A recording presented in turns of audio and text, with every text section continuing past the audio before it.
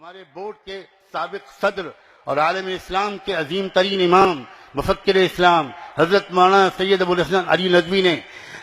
کلکتے کے ایک اجلاس میں، جس میں بھی شریک تھا، اس میں انہوں نے مسلمانوں سے، جس میں 5 لاکھ مسلمانوں کا مجمع تھا، اس میں انہوں نے مسلمانوں سے کہا تھا ہم حکومت سے کہیں گے، اور 1 بار کہیں گے، اور 2 بار کہیں گے، اور 3 بار کہیں گے، اور صاف صاف کہیں گے کہ آپ مسلم پسند اللہ کو ختم نہیں کر سکتے،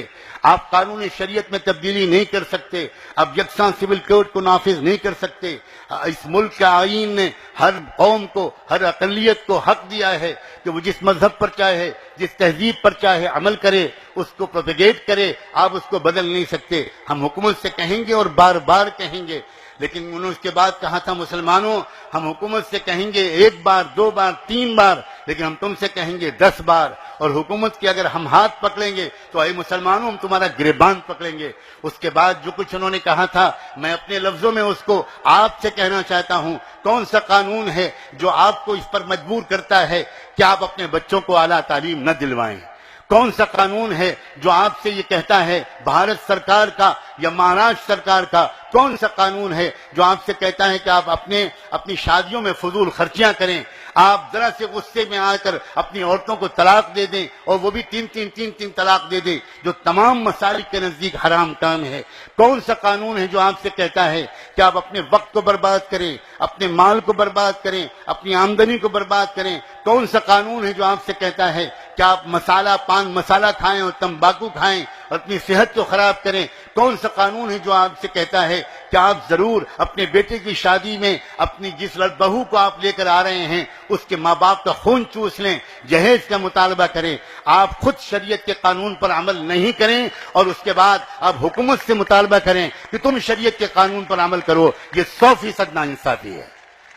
یہ 100% ناانصافی ہے۔ آج آپ کو اپنے ان گناہوں سے توبہ کر کے اٹھنا ہوگا، اور یہ عہد کر کے اٹھنا ہوگا، نہ ہم جہیز کا مطالبہ کریں گے، بلکہ مطالبہ کسی قیمت پر ہم جہیز کے لین دین نہیں کریں گے۔ آپ جانتے ہیں جس وقت وہ لگی ہوئی بارات جاتی ہے شہنائیوں کی گونج میں، آپ جس راستے سے بارات کو لے کر جاتے ہیں، کسی نہ کسی کچے پکے گھر میں اگر کسی غریب لڑکی نے تکیے میں منہ چھپا کر 2 آنسو بہا دیے کہ میرا باپ بھی مالدار ہوتا تو مجھے بھی کوئی بیاہ کر سسرال لے جاتا، ان 2 آنسوؤں کی نحوست کے نتیجے میں ہو سکتا ہے اسی رات اللہ تعالیٰ کی طرف سے فیصلہ ہو جائے کہ اس رشتے میں نا اتفاقی ڈال دی جائے گی، بے برکتی ڈال دی جائے گی، اور یہ رشتہ ٹوٹ کر رہے گا۔ پھر آپ ہزاروں بزرگوں سے تعویذ لاتے رہیے، مظلوم کی آہ کے نتیجے میں جو مصیبت آیا کرتی ہے اس مصیبت کو کوئی دنیا کی ولی، بڑے سے بڑے ولی کی تعویذ دور نہیں کر سکتی۔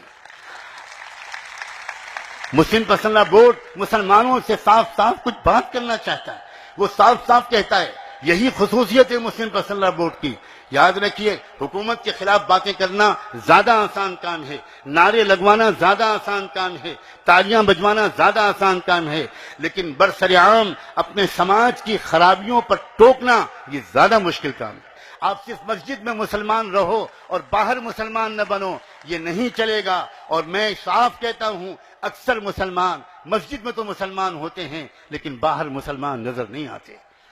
آپ نے کیوں کبھی نہیں سوچا کہ مسجد کے دروازے پر جب ہم نکلتے ہیں تو کتنی ہماری بھارت کے سماج کی نان مسلم بہنیں اور بچیاں اپنے جگر کے ٹکڑوں کو لے کر کھڑی ہوتی ہیں، اور اس انتظار میں کہ نماز پڑھ کے نمازی آئے گا، پھونک چھوڑ دے گا، میرے بچے کا بخار اتر جائے گا۔ کبھی آپ نے سوچا یا پوچھا کہ یہ بہنیں اور بچیاں آپ کے گھروں میں آ کر پھونک کیوں نہیں چھڑواتی، آپ کی دکانوں پر آ کر پھونک کیوں نہیں چھڑواتی؟ میں آپ کو اس کا جواب بتاتا ہوں، میں نے بہت سوچا ہے اور بہت پوچھا ہے۔ یہ اس کا جواب یہ ہے کہ وہ اتنا یہ بات جانتی ہیں کہ مسلمان اتنی ہی دیر تک مسلمان رہتا ہے جتنی دیر تک وہ مسجد میں رہتا ہے، اس لیے وہ مسجد سے نکلتے ہی پھونک چھڑوا لینا چاہتا ہے۔ وہ جانتا ہے کہ یہ مسلمان جس وقت دکان پر بیٹھے گا یہ بھی جھوٹ بولے گا، یہ بھی دھوکہ دے گا، یہ بھی کم ناپے گا، یہ بھی بہوؤں بیٹیوں کو دیکھے گا، اور اس وقت اس کی پھونک میلی ہو جائے گی، اس گندی پھونک سے اس کے بچے کا بخار نہیں اترے گا۔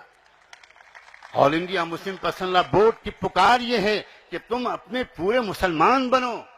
تم مسلمان بنو، تم مسلمان بنو۔